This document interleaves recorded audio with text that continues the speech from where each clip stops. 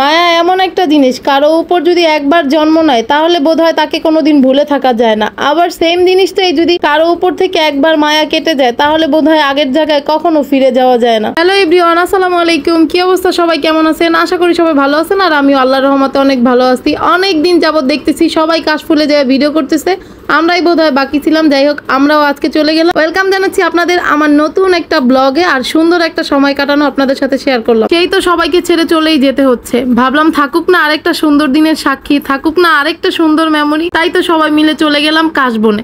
এখন অনেকেই ভাবতে পারেন যে কোথায় চলে যাচ্ছে। আসলে যারা ঢাকা শহর ভাড়া থাকে তারাই হয়তো বা আমার কষ্টটা বুঝতে পারবে বা ফিল করতে পারবে, কারণ এখানে অনেকের সাথে পরিচয় হয়।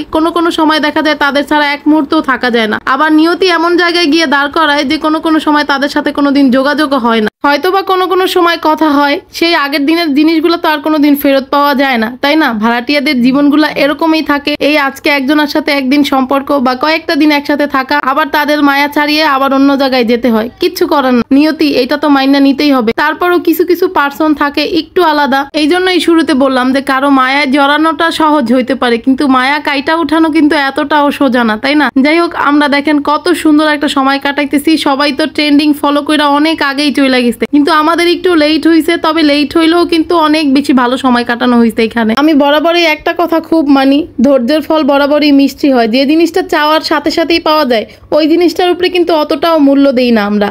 আর যেই জিনিসটা মানে অনেক চাইতে পাওয়া হয়, ওই জিনিসটা কিন্তু একটু যত্নেরই হয়। সেটা যে কোনো জিনিসের উপরেই হতে পারে। দেখবেন যে জিনিসটা আপনি অনেক চাইতে পান, সেই জিনিসটার প্রতি কিন্তু আমাদের আলাদাই একটা টান থাকে, আলাদাই একটা অনুভব থাকে, তাই না? এই জন্যই আর কি কথাগুলো বলা। আর এই যে দেখেন আমাদের অবস্থা, যদিও একটু দেরিতে যাওয়া হয়ে গেছে, এখানে পুরা মাঠ ভরা কাশফুল ছিল, কিন্তু কি আর করার, আমরা যেহেতু একটু লেটে গেছি যার কারণে গিয়ে দেখি আবার এখন যাদের মানে জমিতে কাশফুল হয়েছে তারাও কিন্তু বিপাকে পড়ে গেছে।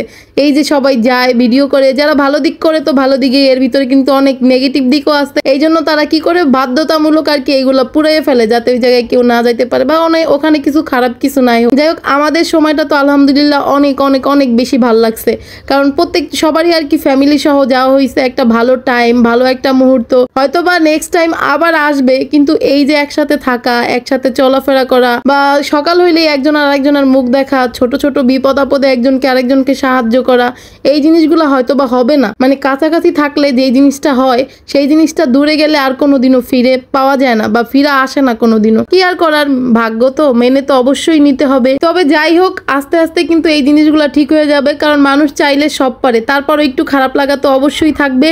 আজকের মতো আপনাদেরকে সুন্দর একটা দিনের সাক্ষী করে এখানেই শেষ করলাম। দেখা হবে নেক্সট অন্য কোনো ভিডিওতে। সবাই আমাদের জন্য বেশি দোয়া করবেন। আল্লাহ হাফেজ।